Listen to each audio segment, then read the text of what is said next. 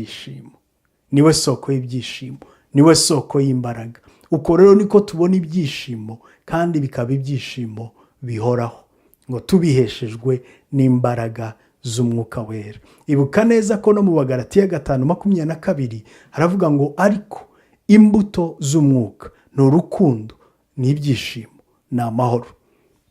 Iyo dufite umwuka wera, kandi uwo nguwo turamuhabwa iyo twakiriye Kristo, iyo atwuzuye tuba twuzuye ibyishimo. Uko rero niko wakira ibyishimo, kandi uko ni nakubaho ubuzima bwuzuye umunezero. Iyo ufite Kristo rwose uba ubonye umuryango ugukingukiye n'umugisha uje kuri wowe, uwo mugisha ari wo byishimo. Ibyishimo rero biri mu mwuka wera, abuzuye umwuka wera buzuye ibyo byishimo. Ibyo bintu bitatu